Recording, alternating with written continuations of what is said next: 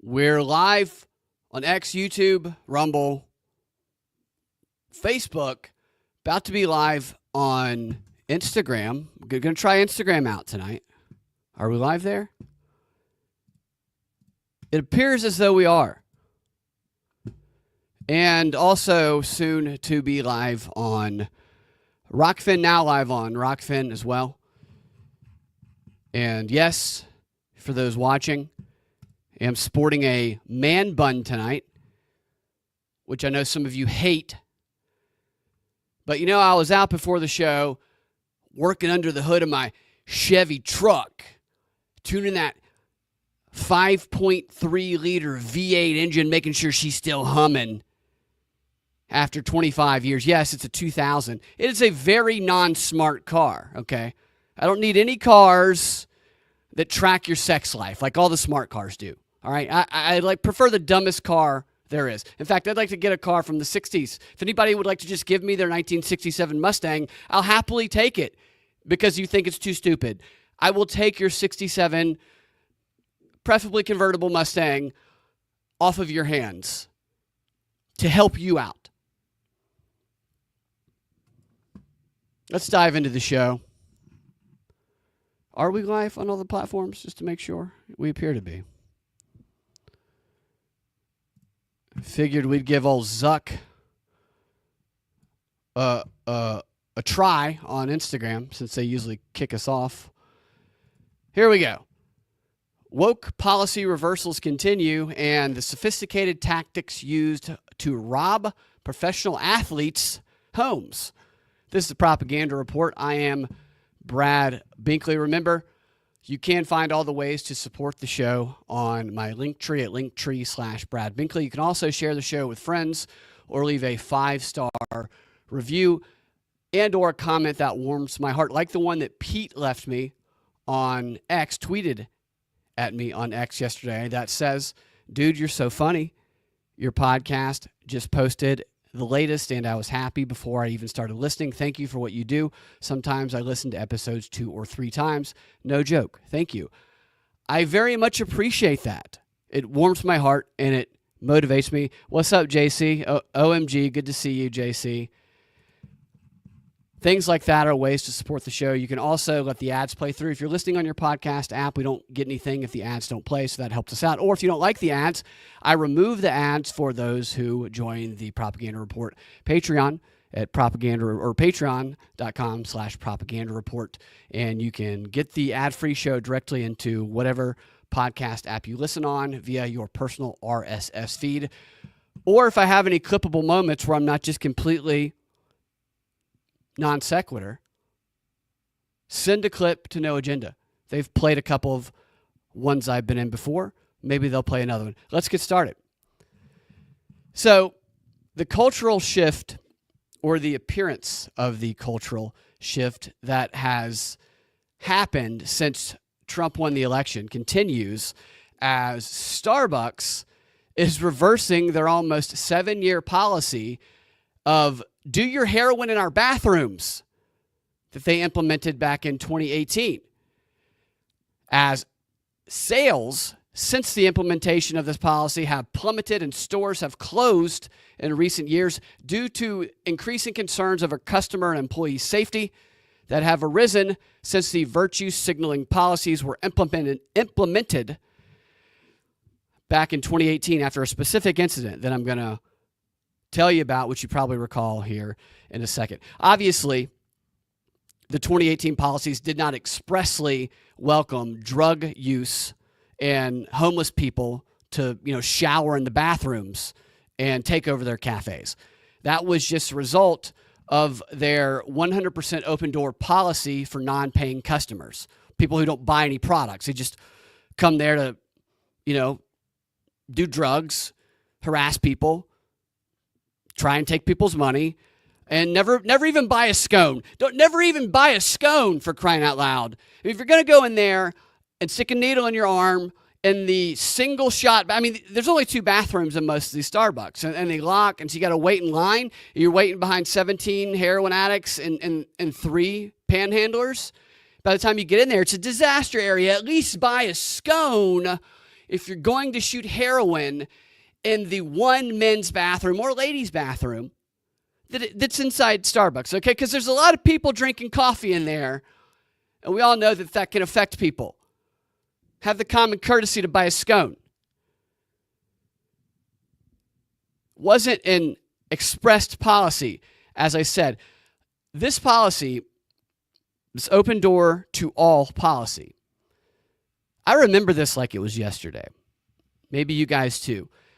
It was created following an incident in 2018 where two men who refused to buy anything lingered inside of a Starbucks in Philadelphia, demanded to use the bathroom, harassed and intimidated customers and employees, and refused to leave the Starbucks after they were told they needed to be customers to use the bathroom and continue to linger in this. You have to be a paying customer if you're going to shout obscenities at other paying customers and the staff. Like, if you're not buying a warmed up muffin or a double shot of espresso, then you have no right to shout obscenities and threaten the staff. Okay? At least pre-2018 you didn't. But when this incident occurred and these two men were arrested for doing these very things, for the policy at the time attempting to be enforced by an employee, the policy then changed to an open door for all policy, and you're welcome in there. You don't even have to buy a scone to shoot heroin or shout obscenities at the poor girl managing the Starbucks in Philadelphia, which that's what it was. It was a young lady who got the brunt of all of this. It was she was branded the racist for just trying to enforce the policy she was trained to enforce. These two guys were arrested. They were two black guys, and that's important because the incident was blown up by the major news media, and these two men who were absolutely in the wrong were portrayed as victim heroes by the media, and they were subjected to a grand and racist injustice. These two men were. And they were arrested. Of course, charges were dismissed. And the media at the time, as they so often did, flipped reality on its head and made the aggressors the victims and made it seem as though Starbucks policies were racist. That the policy that you're not allowed to linger in the store and shout obscenities and threaten people, employees who say you should leave because you're threatening us, and also you haven't bought anything. If you bought something, you could threaten me. You could beat the hell out of me. If you buy something, you could beat the shit out of me. But you're not even buying anything. They were asked to leave. And so in the aftermath of all this, of these two men being portrayed as hero victims by the media, they sued Starbucks because they had the entire media establishment with them and activist lawyers. Starbucks came to an undisclosed settlement with these two men. And then, and this was the most hilarious part of all of it, I covered the story in depth at the time. They closed all of their stores in America. Every single Starbucks store shut down like it was a snow day across the country. And they conducted racial sensitivity training. Which I played a bunch of clips from those on the show, and they were so hilariously racist. Reverse racism, as they call it. And that is what led to these policies. After that, when they opened the stores back, the policies had changed, and it was an open-to-all policy because inclusivity was more important than safety and common sense at the time. Well, after 7 years of that, turns out that doesn't work very well. Turns out these policies made their stores more dangerous and less profitable. And now, since perhaps they feel the culture is changing since Trump won, they are reversing to the pre-2018 policies with a few additions. Here, let me put that up on screen. Show you guys this, because the Wall Street Journal, by the way, is not actually reporting this story as I just did. They're still reporting it as two black men went into a Starbucks and a white Karen, well, it wasn't Karen at the time, but a white woman who told them they needed to buy something, and they lingered for a minute, decided to call the police, and then the racist police showed up and drugged those two poor, not poor financially, just poor victims who were black out of the store. They omitted all of the details that I just included, which all of the interviews from the people inside revealed. The video that was shown, which I'll get to in a second, happened to just show the very end portion where the police were walking the guys out in handcuffs. Here's the article here, the Wall Street Journal. This is a growing trend. Now, will these companies switching their policies actually affect change? How long will it take to affect change? I don't know. Is it just is it a show? Is it a virtue signal the other way? I don't know. Only time will tell about that. But let me see where I am in my notes here. Yeah, so here's what the actual article in the Wall Street Journal, how they describe this arrest a little more specifically. So the very media, the Wall Street Journal, and all the other main outlets, they continue to talk about this story. It just in reverse reality here. Like, hold on. The policy, it says, was a response to the arrest of two men at the Philadelphia location after one of them attempted to use the bathroom while the other sat at the table. So that's how they reported it. That's the exact same way they reported it at the time. That's a lie. That is a blatant lie.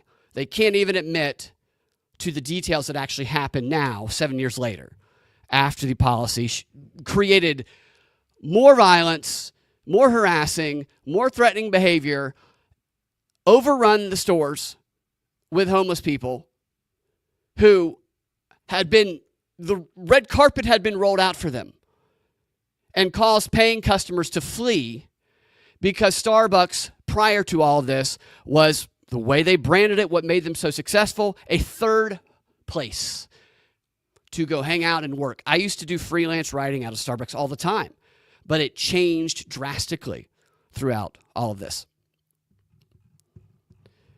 Here's a little bit of,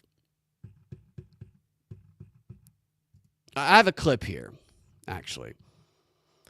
So the video that went viral that turned this into a news story that was focused on by the mainstream for what felt like weeks, that ended up giving the two guys who were threatening people a nice paycheck, was orchestrated, and I lay this out on the shows that we did back then, by an activist group. The person who filmed it was an activist who just happened to be there at the time that this was happening, who just happened to only capture the two men being walked out of the restaurant, nothing that happened before, none of the threatening behavior that everybody else there who was interviewed described, and who then went on to become a champion for these two men, which ultimately led to that deal, that settlement they got from Starbucks. It's the same freaking thing every time. Activists target these places, and at that point in time, because of the way the cultural landscape was leaning, it was easy to get a couple of black guys and say, hey, come in, and we're going to cause a scene here. This is activism. I mean, they teach this stuff in the activism trainings. And we're going to have an activist come in and cut her teeth to see how well she's able to be a spokesperson for this little event. And you're going to get a nice paycheck, not from us, from Starbucks. Because all we got to do is call them racist, and they'll start writing checks. And that's what happened. It was all a setup. Here's a clip of one of the activists, There were a couple. Talking to Don Lemon, back when he was still at CNN. I'll put that up on screen here. Where is that? Hold on one second.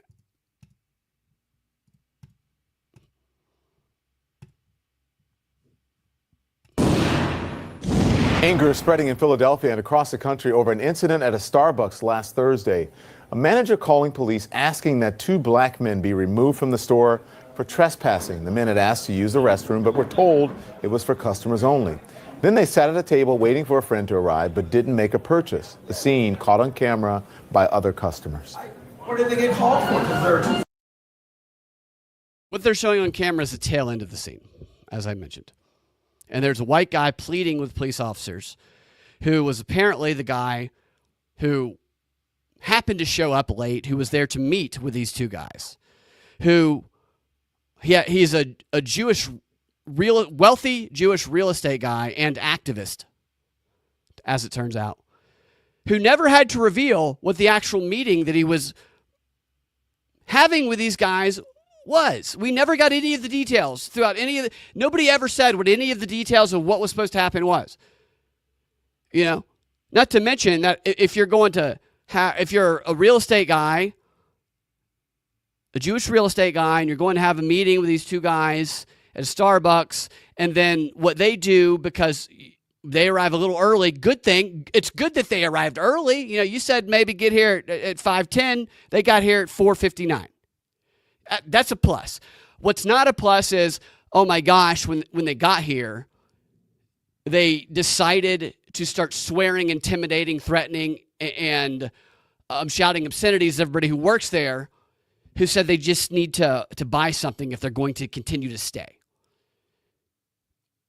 And not choosing to go well. See, that is kind of a maybe we shouldn't be getting into some sort of business with these guys. It was all a setup, that's my point. And here they are talking about it. You can see the guy on camera. This is the tail end of the video. This is the only part of this video that went viral. I don't think I saw any other angle of this video ever, which is crazy because there were other people in that Starbucks that could have been filming this. There's cameras inside the Starbucks. We never saw the footage from the Starbucks. It would have showed the entire interaction. We only saw the police coming in to take these guys out. And there was a number of police officers, which they do reference here in the articles, that ended up showing up. Not because they were sending a bunch of cops because it was black dudes, but because even after the cops showed up, they refused to leave. Black guys sitting here meeting me? Yes. Well, what did they do? What did they do? Did someone tell me what they did? They didn't do anything. I saw the entire thing. What did they do? The woman saying they didn't do anything, I saw the entire thing, is the activist who made bank off of this. Just as the guys who got arrested and then released did. The woman says... The 2 men arrested and handcuffed. They weren't charged and eventually were released. Joining me now is Melissa DePino, an eyewitness. Melissa, thank you so much for joining us. You were in that Starbucks? And for those watching, did you notice how nice? The cops weren't muscling these guys out of there. The cops weren't doing anything aggressive. When these men were arrested? I was in the Starbucks. And tweeted out this video. So tell us what you saw leading up to this video. Well, you know, I really just noticed something was happening when I saw 2 police officers come into the Starbucks and go over and talk to the men, and then a couple more officers. Yeah, this activist that happened to be there happened to notice. This activist who has made her career on the basis of this. This is what they do. This is what Stacey Abrams did. This is what AOC did. They all have big events that are pushed out to the mainstream that gives them the opportunity to show what they can do because they aspire to be organizers and in politics. Came in, and then a couple more, and I think there were 6 or 8 of them. And sometime during that time, their friend, who you can see in the video, showed up. That's who they were meeting. And we were all just wondering, you know, why are all these policemen here? Why are they trying to make these men leave? We were all just wondering, Why did these cops show up? All they were doing was shouting obscenities at the 30-something-year-old woman who was managing the Starbucks, who was trying to enforce the policy. All they were doing was ganging up on her, showing threatening behavior. Like, that's all they were doing, and the cops show. So what if they rape her? So what? Who cares? She's asked them to leave, okay? She deserves what's coming to her. No, none of us knew why the cops showed up. They were just sitting there like everyone else. And, we all sort of standing up and sort of talking to the people behind the counter and to the police officers and asking what was happening. And then they put them in handcuffs and took them out. And they were, when the police arrived, how did the other customers react? Because there was no yelling, nothing, right? They were pretty calm. That's a lie. There was no yelling. There was no aggression. I mean, people they were sitting there like anybody else would be sitting in a Starbucks at any time. And when the police officers were talking to them, there were no raised voices. I was sitting really close by, and I couldn't hear exactly what they were saying because they were talking in a regular tone. Because they were very specific. They were talking in a regular tone. That's a weird thing to say, isn't it? That's something you say when they were definitely not talking in a regular tone. The woman who followed the rules that she was taught by Starbucks at the time got fired. She was made the scapegoat. And I'm not implying that there was a rape that was about to go on. Obviously, I'm exaggerating about the way this woman is reacting. But she gave her side of the story as others corroborated it through media interviews that got far less attention. They were threatening her. They were shouting obscenities at her and other customers. And this woman is sitting here with a big platform, lying about what happened to cut her teeth as an activist so that she can win the favor of the Democrat Party and make lots of money off of this. And she did. And so did those two guys. So that's you guys might remember that story. If I were a little more organized, I could pull up some of the hilarious clips from the racial sensitivity training that happened in the aftermath. I mean, can you imagine that? You're trying to enforce policies that you're taught by your company to enforce, that you're made the manager to enforce, and when you do it, they turn around and make you the scapegoat, the racist scapegoat of this media op that they bent the knee to. It's crazy. The article,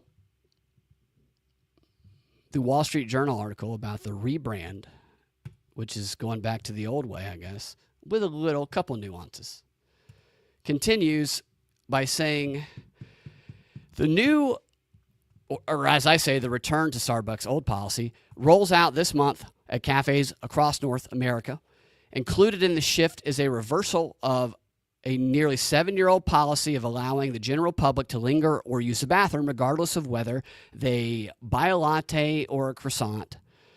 And the policies include, the new policies, adding signs banning harassment, banning violence, banning threatening language, and banning outside alcohol and smoking and panhandling in the stores. You see, there were no signs banning this behavior before. How could they know that they're not supposed to threaten or harass the employee? There were no signs. How's a panhandler supposed to know that you're not supposed to go beg for money anywhere? Starbucks, a Chili's, a Taco Mac. If there's no, every time I go to Taco Mac, I panhandle because I figure, why not? There's no signs banning it. Might as well make the most of the moment. Eat, see if I can make back the cost of dinner, unless there's a sign expressly telling me not to. Then I know it's against the rules. This is the difference. They're adding signs as opposed to the pre-2018 policies where it was just implied that you're not supposed to engage in illegal activity in their stores. And I should say that these signs that they're going to be adding might as well be draped in a Klan hood. These are very, very racist. The article continues by saying the new code of conduct for customers is part of the coffee giant's effort to make its stores more hospitable as it seeks to reverse a slide in customer traffic. So hospitable trumps inclusive, I guess. A quote from one of the executives says, there is a need to reset expectations for how our spaces should be used and who uses them. Starbucks North American president and probably grand leader of the Ku Klux Klan, Sarah Trilling, said in a letter to the Journal this week. Executives also said that customers need a clean, safe environment that employees have also shared concerns about to the chain's open to all approach, which I have to say, if you're a pink-haired they, them, and you're sharing concerns about these things that if any of your friends know that you were sharing concerns about would make you very, very racist, then there might be some problems with your store. You know, if you're going to your bosses and saying, I walked in on a homeless man masturbating into the sink. I know we don't have a sign that expressly says this is not acceptable behavior, but can we do something? Then you are very, very racist, is all, according to the logic of the 2018 policy. Have you ever been to one of these Starbucks recently that are just overrun? And they're everywhere now. It used to be only in the cities where you would see these just Starbucks that are overrun with homeless people inside of them. But I have found that they are now like this in suburbs as well. I used to go do freelance work in Starbucks all the time, but it got so bad I stopped doing it because you couldn't go in there without being hit up by somebody. And the bathrooms are disgusting.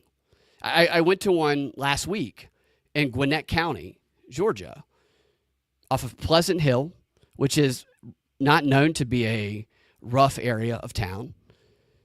It's not the safest, but it's also not downtown Atlanta. And I only go to the drive-thru now.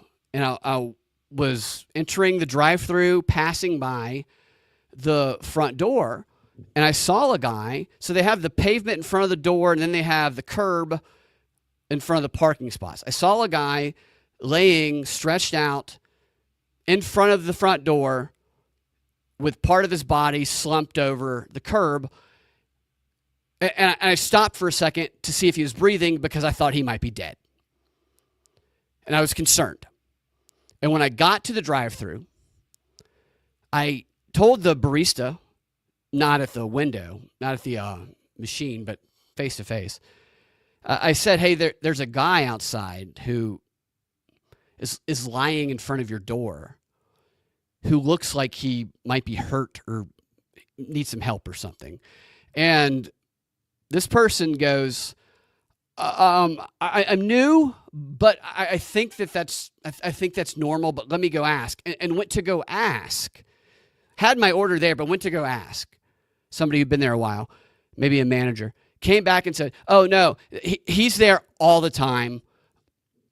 Okay. Oh, good. Okay, good. Good. Thank goodness. I had no idea. He's there all the time. Obviously explained why nobody was inside there. But that is the standard that's the norm that Starbucks created with these policies.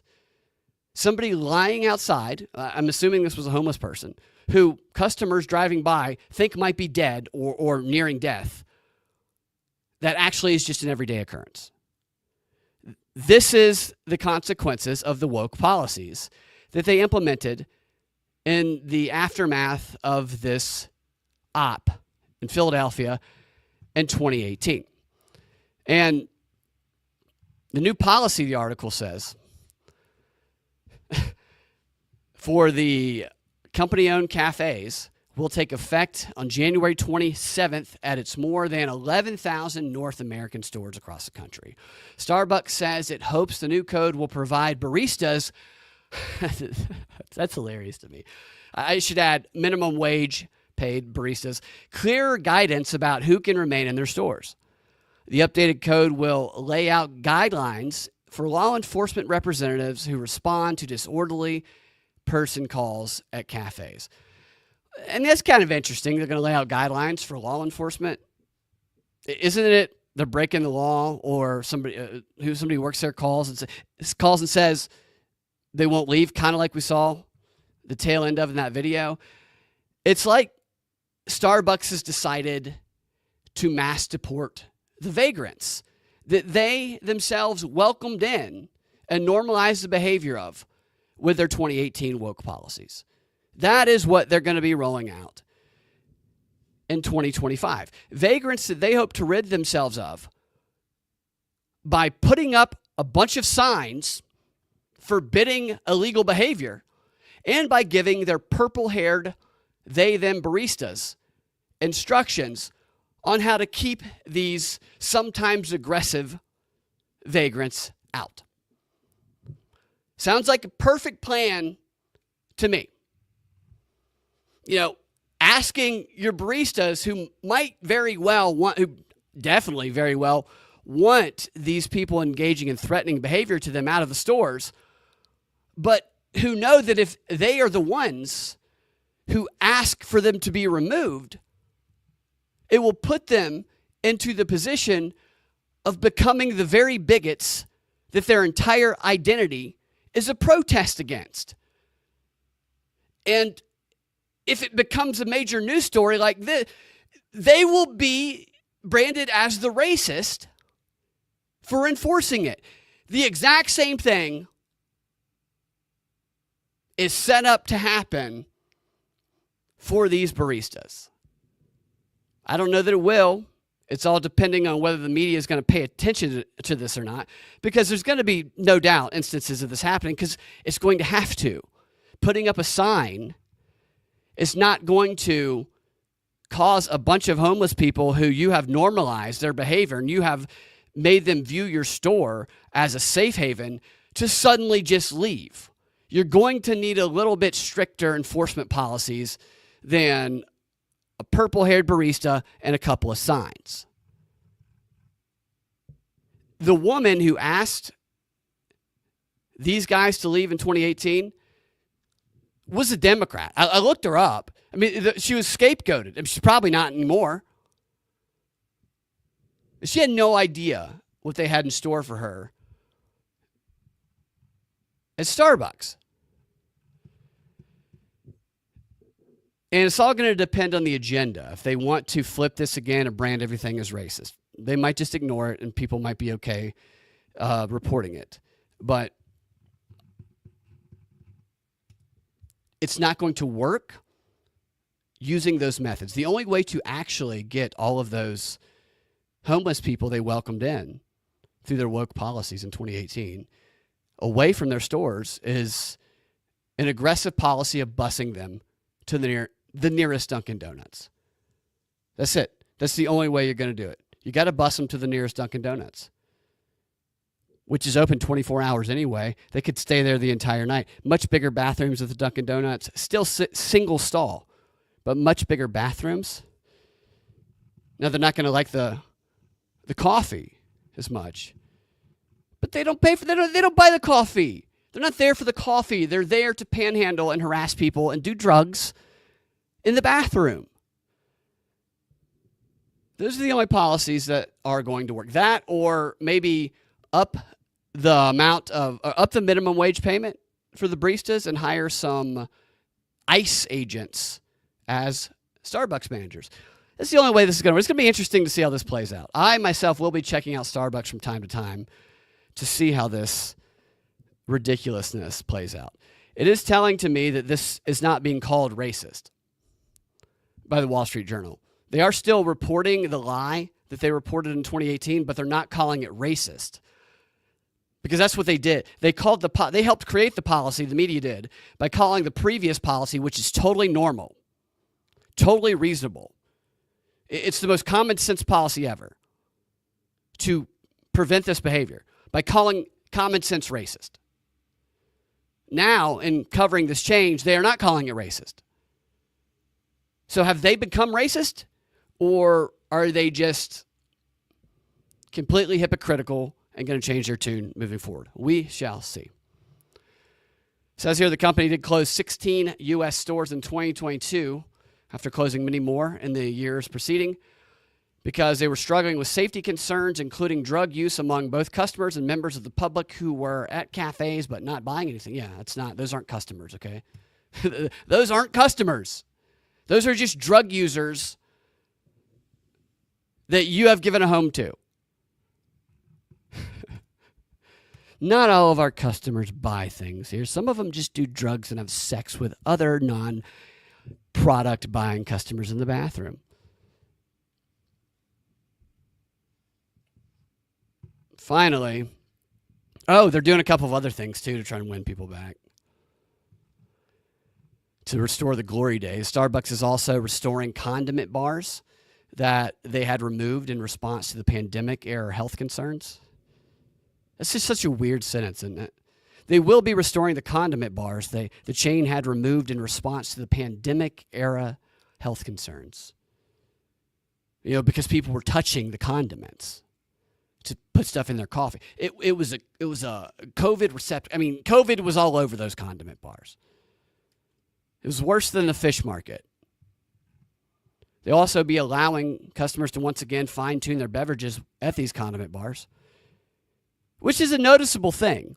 I mean, they took that away. That was one of the things you liked about Starbucks. You could go to the little condiment bar, and you could, make your drink the way that you wanted to. Spin the COVID that you got off of the little squeeze bottle all into your coffee, and then, give it to your grandmother, and then they would be put in an old folks home that you would never see, and then they would die. All because you decided to doctor your own Starbucks drink. That's why they did it.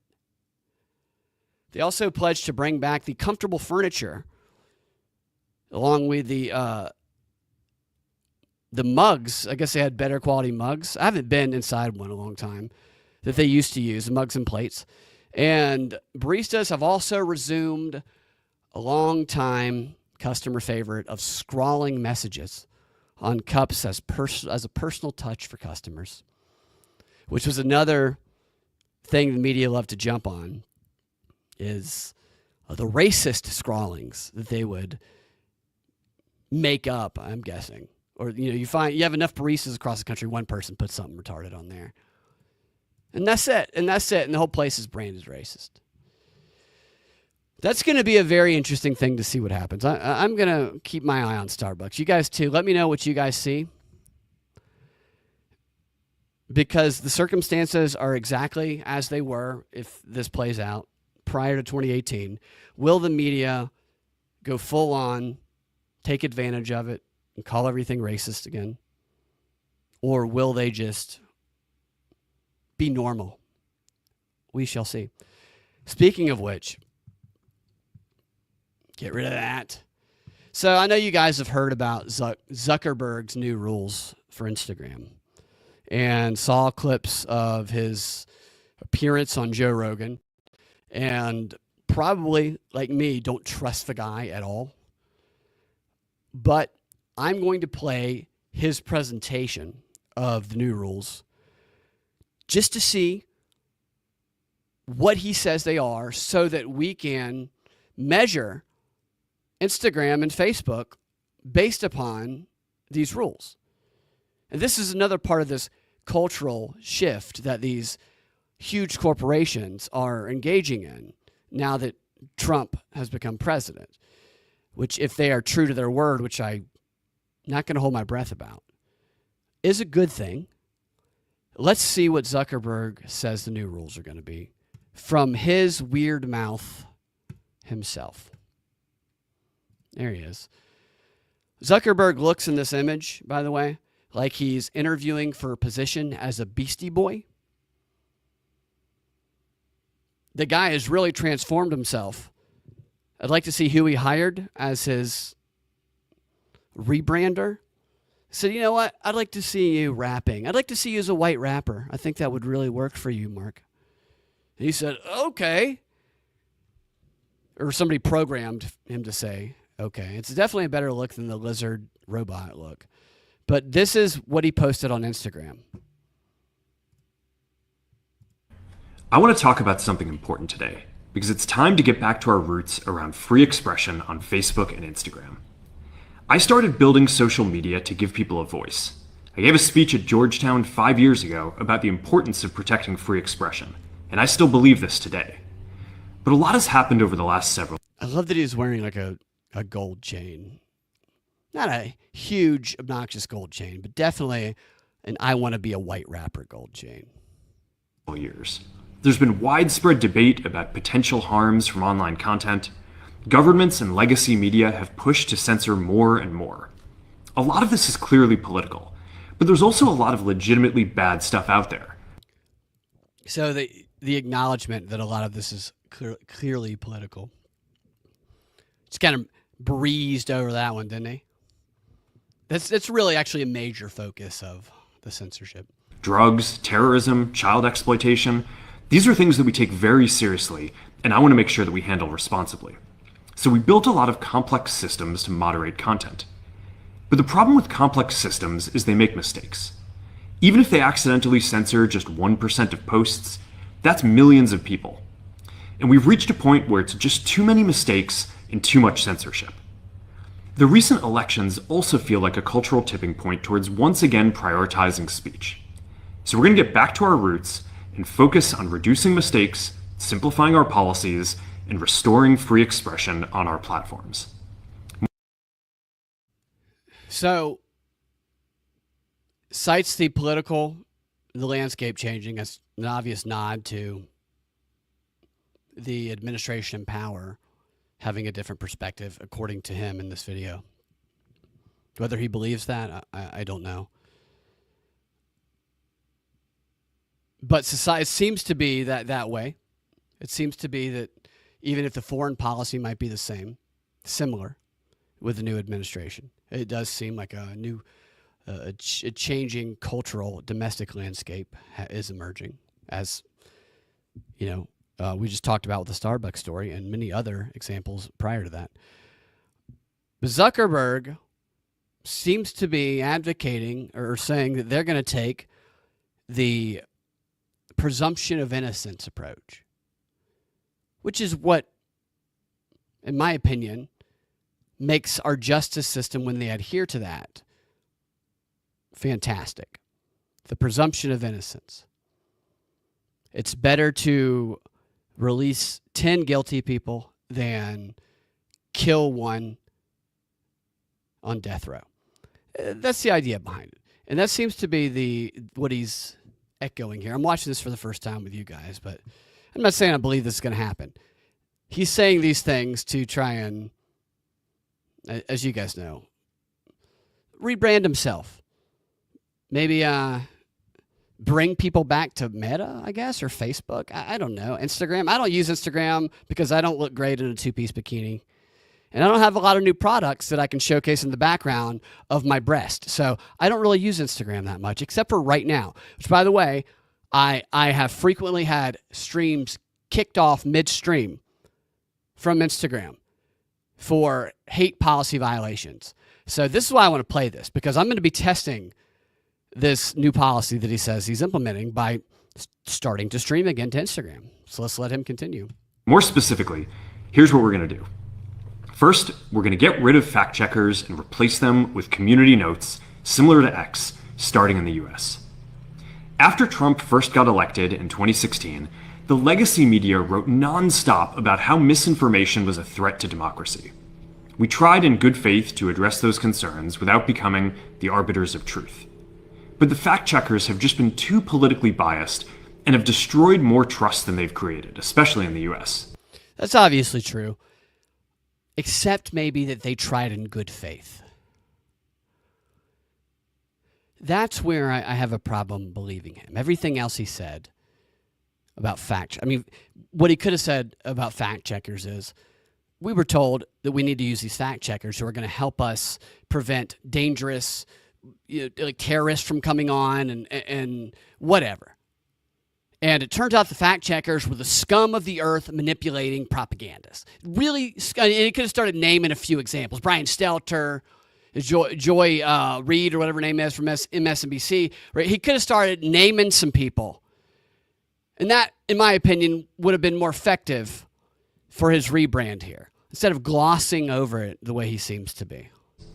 So over the next couple of months, we're going to phase in a more comprehensive community notes system. Second, we're going to simplify our content policies and get rid of a bunch of What do you think? What do you guys think of community notes? If you're listening in the chats or just commenting on X or wherever, I'm curious what you guys think about community.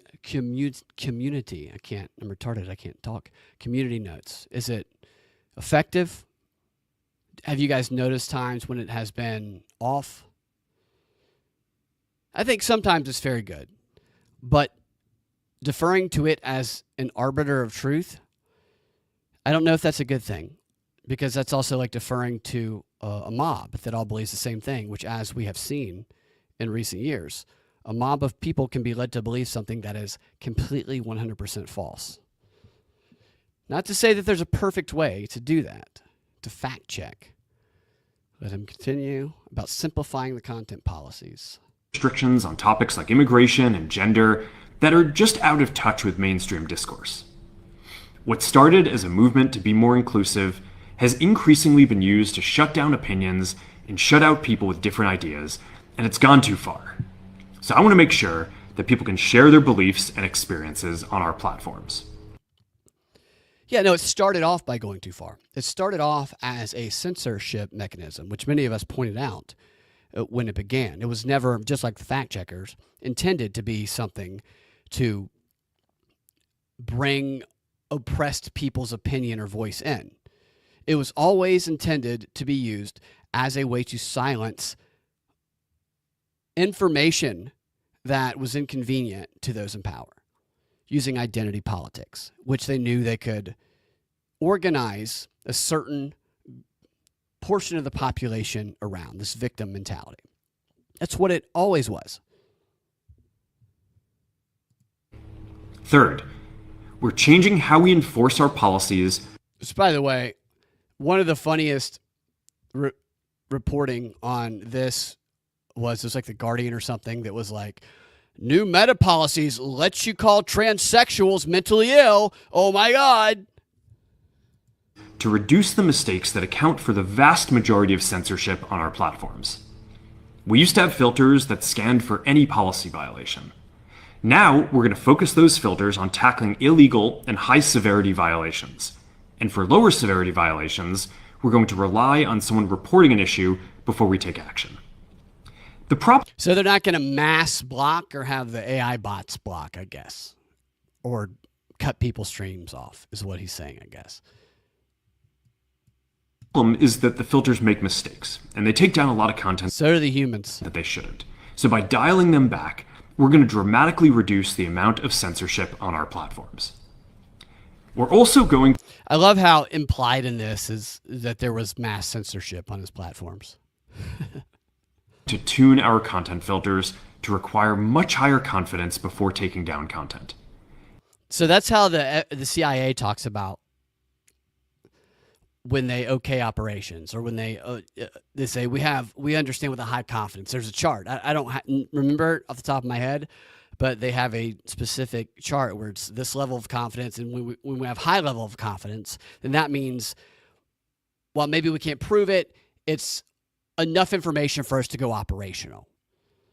I find it interesting that he is using that same terminology, which you really don't hear from anyone other than CIA or FBI operatives.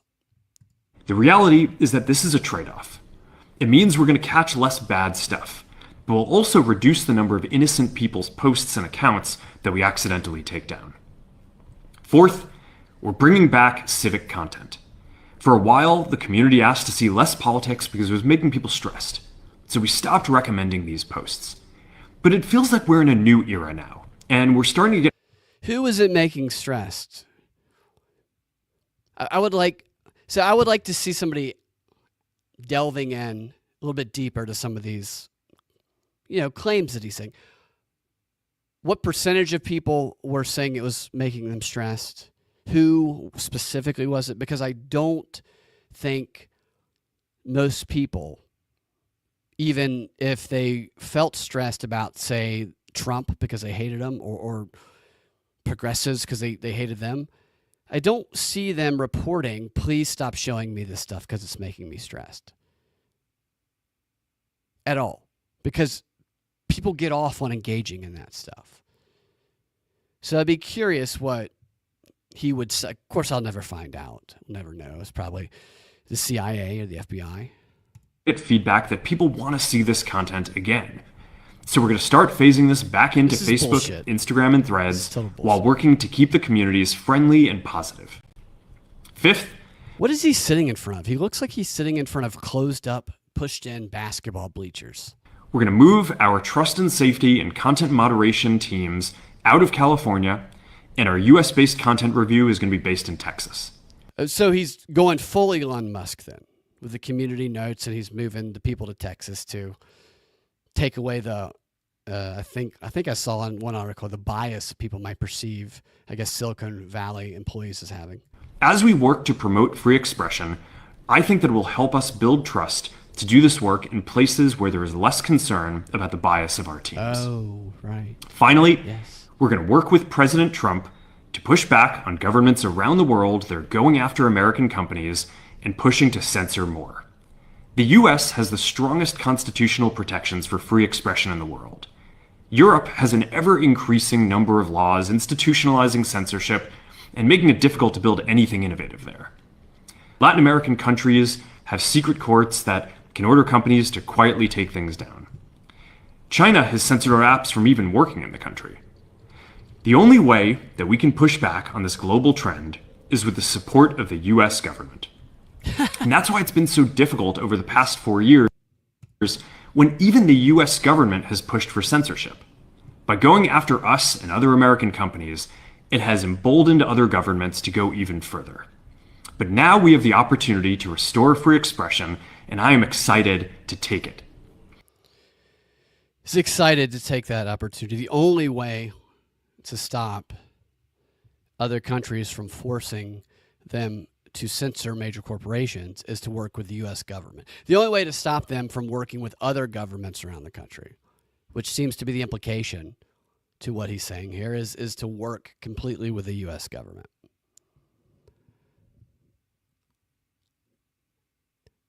I don't see that. You know, I know that companies have grants and they have some things to work with on the government. Maybe there's a time when that is a good thing to do. But language like this, and this is what worries me. This is what really worries me. Language like this makes me think that their plan, that we're going to war. This is the stuff that you look historically back at the propagandists and statements from big companies and all that. This is the type of stuff they say when we need to create that unity and that control because everybody needs to pitch in for the war effort. Even people at home. I hope not. I hope not. I hope that Trump does not turn into the Woodrow Wilson. Woodrow Wilson, who ran for re-election on the promise to keep us out of war. He kept us out of the World War during his first administration. The implication that he would keep us out of war during his second term, only to less than 5 months later, after being elected, pulling what was a neutral America into a war after we were subjected to a massive propaganda campaign from the Brits, from Sir Northwood, Sir Gilbert Parker, from the Wellington House, the Propaganda War Bureau in the UK, and the Creel Commission here in the US, and Edward Bernays and all those people. I do not want that to be what happens. I want Trump to keep his promise to not take us into war. And this stuff makes me worry. Little division, while people might say is tearing the country apart, is actually kind of a good thing sometimes. Craig says, these guys are on our side now. What a joke. Yeah, he's just not a good messenger. It's like Zuckerberg is intent on being the messenger for, the face of the company, and he is, I guess. I don't know how much. I don't know the details of the origin of it. I know it's a very weird story, like the Bill Gates creation. I've seen the movie, but he's not the best person to be a believable spokesperson for this company. He's like if you put ChatGPT in the latest humanoid robot that was created, is what he's like. It'll take time to get this right, and these are complex systems. They're never going to be perfect. There's also a lot of illegal stuff that we still need to work very hard to remove. But the bottom line is that after years of having our content moderation work focus primarily on removing content, it is time to focus on reducing mistakes, simplifying our systems, and getting back to our roots about giving people voice. I'm looking forward to this next chapter. Stay good out there, and more to come soon. Hey, everyone. So there it is from humanoid robot that is Mark Zuckerberg. His mouth. Some of the things he said, if actually happened, would be great. But I'm going to test to see if I continue to get kicked off of Instagram, which I have been consistently kicked off of. And we'll find out. And or suppressed on Facebook. You know what I would really like for him to do now that he's turned over a new leaf? Is I would like for him to let me talk to a person so I can get back my Facebook account that was stolen a year and a half ago. Can that be a new change that Meta is implementing? Can people who get their Facebook accounts stolen communicate with an actual person who can help them without doing the only solution that I have been able to find to reacquire your Facebook account, which is have sex, go on Instagram and find somebody who works in the department who's responsible for helping people, having sex with that entire department, and then getting one of them to help you. I don't want to think that that's the only option that I have.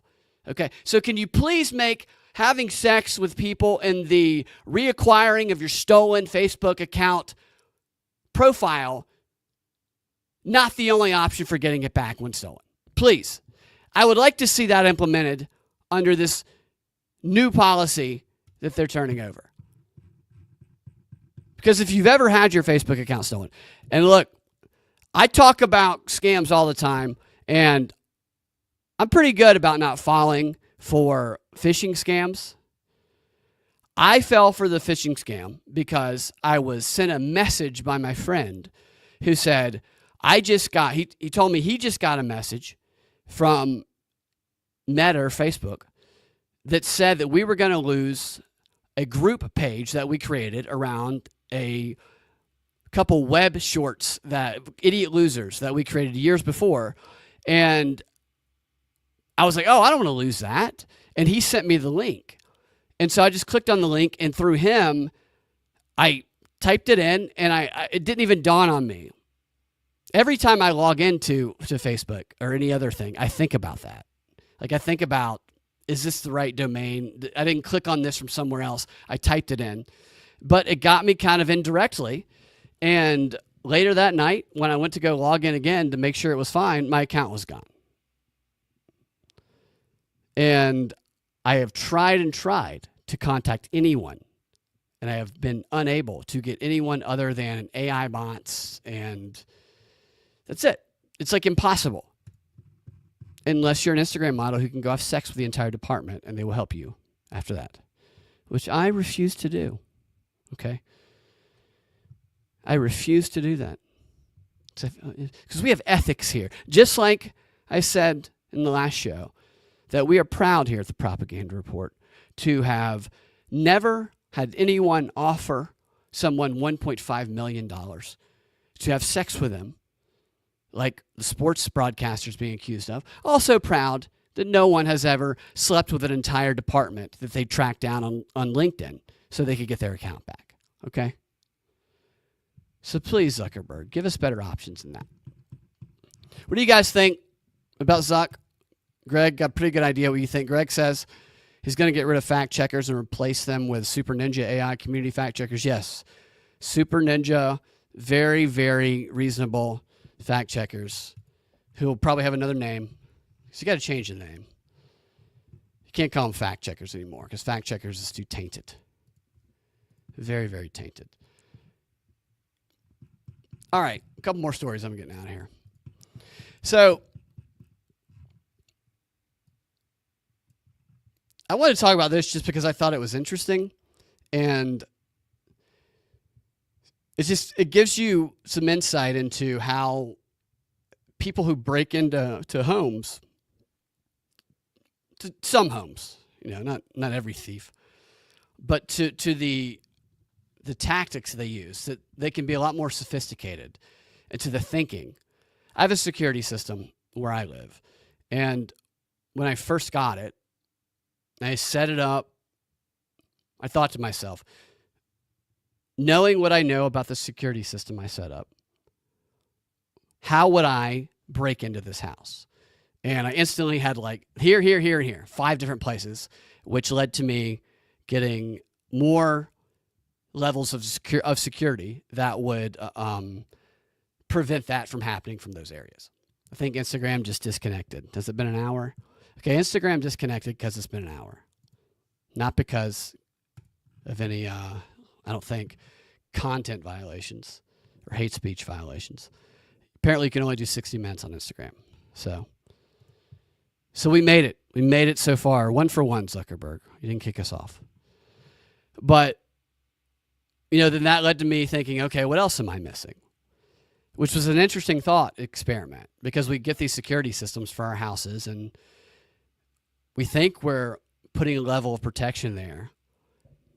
But reality is that sophisticated thieves have thought through, they're aware of all of that, and they've thought through all of these security measures, not all of them maybe, but many of the security measures we put in. And so this story is about the professional athletes' homes who have been getting broken into throughout the football and basketball season that's been going on throughout the past year. I'm sure it's been going on before, but we've heard a lot more stories about Luka, the NBA player, a couple of the Kansas City Chiefs guys having their homes broken into, which obviously part of the tactics is that the schedule is public, and when you know that somebody's going to be playing a road game on a certain day, or they're going to be spending the entire day at the stadium because they have a game, that's a window that these groups, and they're apparently groups that mimic the South American criminal gangs. They know that they can go in and take what they believe these these athletes to have is high-end goods like designer handbags and jewelry and watches and cash. Which is it indicates don't be flashy on social media, because they use social media to find out when people are going on vacation, when they're posting their vacation pictures and they're showing all the flashy things previously that they have in their home. So it's part of that. Like good thieves do their research. It's like Ocean's 11. They don't just go in blind. Those are the dumb thieves. Still dangerous and need to be protected from. But these thieves are a little more advanced. What was it again? The South American tactic criminal gang thieves. They do advanced recon, according to a memo that was just published by the NFL. Greg says if you have to F your way back onto Facebook, Face F is what it should be called. Yeah, I agree with that. There's actually probably a domain it's called that, which I'm not going to type in, but if I had to guess, there's probably definitely a facef.com that exists, which might be owned by Mark Zuckerberg. It might also be revamping its rules. Back to the thieves story. The perpetrators who are breaking into these athletes' homes use publicly available information and social media to identify a pattern of life for a prospective victim and often know in advance where valuables are kept in the home. See, now this is something people can get onto me sometimes when they come over. They say, you can't find your keys? Where are your keys? You can't find this? I'm like, what? I can't find anything in my house. Then the thieves can't find anything in my house. If I know where everything is in my house at all times and I'm just perfectly organized, then it's going to be very easy for the thieves to come right in and find it through their surveillance that they're doing when I'm not here, okay? So it's very strategic disorganization. It's the same reason I used to tell people that I like to keep my car a little bit messy when I drive downtown and then park next to the nicest car. Because somebody walks up wanting to break in, they look at mine, they look at the Mercedes I'm next to, they're breaking into the Mercedes, okay? So it's very strategic to have a couple coffee cups strewn around the inside of your car, is all I'm saying. Some burglary groups, that's a word, burglary, it's a tongue twister, conduct extensive surveillance, including by making attempted home deliveries and posing as grounds maintenance or joggers in the neighborhood. They bypass alarm systems using Wi-Fi jammers to block Wi-Fi connections and disable security devices. They cover security cameras, obviously, and obfuscate, another tongue twister, their identities. In some cases, the suspects lie in wait and camouflage so they can't be seen. Basically, they put on those suits that people in the military use to make them look like a bush. Which I can tell you firsthand. I filmed a commercial once, years and years ago, one of the first jobs I ever booked, where we were in a gas station, the actors, and one person was a chip, where all the chips were. Another person was a plant. I was inside of the ice box where all the drinks were, and I can't remember what the other person was, but to people who walked in, it looked like it was real. And in fact, while we were recording or filming, the gas station was actually open, a side part of it was, and when we had taken a break between takes, a girl walked in, and one of the other guys who was cast, I think he was the chip thing. So he looked like a line of chips and candy. He stood up to take a break, and this girl, it was right as this girl walked in, and she saw him move, and she freaked out, screamed, and ran out of the gas station. It was hilarious. So they use things like that to lie in wait, disguising themselves. A big badass dog is a good start. Yes, it is. That definitely helps. They do, from my understanding, if they sense a dog, they will put that a little bit lower on the priority. But a lot of times people put their dogs in places where their dogs wouldn't be able to get to them. Maybe they lock them up in a room or something, or they put them in the basement, and so they can avoid it. And they do this surveillance that enables them to kind of identify that. It says here that tips, it's funny the tips the NFL are giving, which are pretty obvious, you would think. The NFL is telling players that the clues, including observing individuals with technical surveillance tools. So here's a tip. Notice when there's individuals with technical surveillance tools such as drones, signal jammers, GPS devices, lawn cameras, thermal imaging devices, and other burglary tools such as pick locks, crowbars, screwdrivers, and slide hammers. So the advice of the NFL is like, look, if you see somebody walking down your street with a signal jammer, which you'll obviously be able to recognize what that is, they're flying a drone, they got a lawn camera hanging from their side, they got a thermal imaging device on their face, and they're just swinging their lock picks and crowbars around in their hands, then that's probably a crime. I mean, this is the worst advice that you can give anybody. No, they're not going to be walking around with this in clear, right out in broad daylight. Well, it's really easy to spot them because they'll have their crowbars and pick locks just right there on their waistbands, and the thermal imaging devices, and obviously the signal jammers, which are so apparent to anybody. Everybody's seen a signal jammer. It looks like a big dick. It's a big dick swinging from your waist is what a signal jammer looks like. Other warning signs include people following athletes to their homes, posing as lawn care workers, food delivery persons, and mechanics or repairmen, according to the memo to the NFL, as well as irregular delivery vehicles, companies frequenting the area. They say when traveling out of town, employ and arm surveillance and alarm systems, employ additional security, and engage with private security and homeowners association security, they said in the memo. And they said in addition to bolstering the physical security measures, they suggested that players watch what they post on social media. That's a good recommendation for everybody. To include refraining from posting pictures of valuables, the interior of one's home, and real-time posts where they're on vacation, as I mentioned earlier.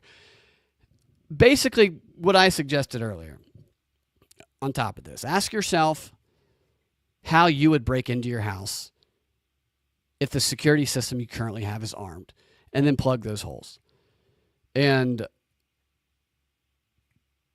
Cutting the power, too. I mean, I think they didn't even mention cutting the power. Does cutting the power disarm every security system? Probably not if you have a generator or some sort of power source that you connect your system to that can't be cut, which has its own signal, like Wi-Fi signal, which I'm sure a lot of people have. Greg says that NFL advised let a couple of your crackhead friends stay in your house when you're right. That probably is part of what it is, isn't it? They can pay off the crackhead friends. Raw Meat Herd says, holy shit, I'm finally catching Brad live. Yes, you are. Welcome. I'm glad to have you here. I think I got one more story. Yeah, one more story before we get out of here, which is not really a big story, but Biden did like an exit interview last week, which I couldn't find just in a video version of that wasn't reporting on. I just wanted to watch the video of it, but all I could find was pieces of it from like CNN reporting. I wanted to see the whole thing. But he talked about some of his biggest disappointments, which I thought we could highlight here, which one of them was his failure to effectively counter misinformation. One of his biggest regrets. This coming from the guy who claimed to have ran for president in 2020 in the first place because of what he says he saw Trump say about neo-Nazis being good people in Charlottesville. His biggest regret was not countering such misinformation. He might as well go out the way he went in. He also said that he thought maybe he could have beaten Trump, and he thought Kamala could have beaten Trump, which you're going to have a few of those gas from him. And he said that he wasn't good at making it clear to the public that the government did this for you. I thought that was pretty interesting too. He wasn't good at helping the public realize that the government did this for you, implying that you need the government and that without us, this never would have happened. He failed at helping the public understand just how helpless they should feel. What a thing to say your biggest regret is going out. Wouldn't expect anything less. Red Note, by the way, you guys might be seeing this red foreign language app show up as the top app being downloaded at the App Store on your phone, if you ever look at that. That is apparently a Chinese-owned TikTok alternative that people are fleeing to because they're afraid that TikTok will be banned in the U.S. or bought, and then the algorithm won't come with it, so it'll be changed. And that's what that is. I don't know anything about that app yet. I'm going to look into it and see. And I'll close out with this. So I don't think I've shared this to you guys before. Speaking of TikTok and speaking of some of these changing standards. Because the Starbucks thing made me think of this. I was in a parody about a year ago. You guys have seen the red couch commercials, the Starbucks red couch commercials, where you have the Chick-fil-A red couch commercials, where you have the employee sitting with the customer and they're like, do, and they're telling their experience and how, so they did this thing to help me and whatever, and they're best friends now. I was in a parody of that, to be honest with you, you might view as kind of woke, but I was cast as the bigot, so I'm okay with being in it, being cast as the bigot. And the one reason I would be sad TikTok went away is because this video currently has 1.2 million views on TikTok, because it is funny, even if it is a bit woke. I'm going to show it to you here, if I can find it. Oh, there it is. All right, this is the Chick-fil-A parody I was in about a year ago. Make that a little bit bigger if I can. There you go. And for those listening only, I am the redneck voice that you will hear. I go to Chick-fil-A every morning before work for a spicy chicken biscuit and a coffee. 2 creams and no sugar. That's right. But I'm going to turn it up a little bit. I think that audio is a little I go to Chick-fil-A every for some reason. Must be that. I go to Hold on a second. Here we go. Chick-fil-A every morning before work for a spicy chicken biscuit and a coffee. 2 creams and no sugar. that's right. But one morning, I had my hands full with rainbow flags and loose glitter. I totally forgot about my coffee. That's when I quickly left the register and chased after him into the parking lot. I couldn't believe that Roger here, that he went the extra mile for me. That's just what we do here at Chick-fil-A. And it wasn't like an hour or so into work when I finally realized there was a personal message on the side of the cup. Oh yeah, it said, Fear God, it. I never forget a face.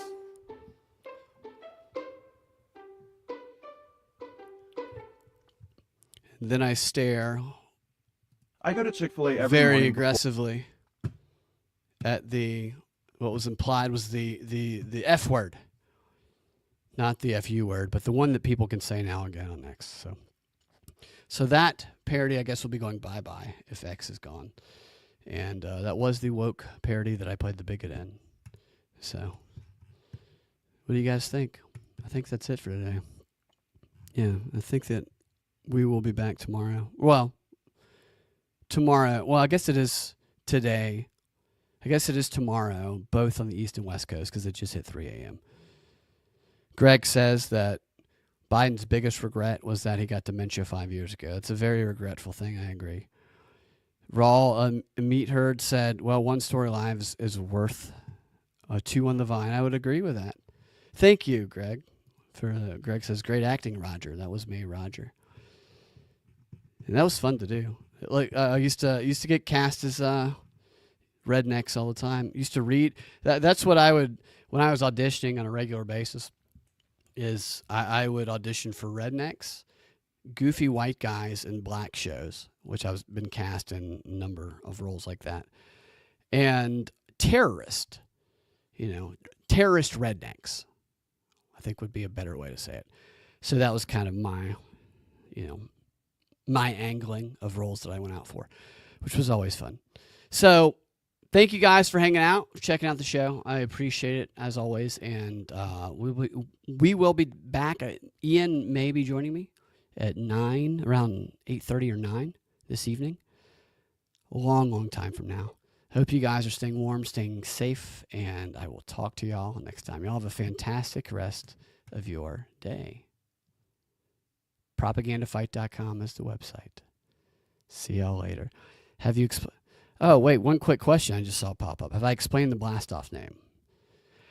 I can't explain it again, which has been a while since I've explained it. I am in a group called Astronaut University, which is one of the longest running, if not the longest running, improv comedy groups in Atlanta.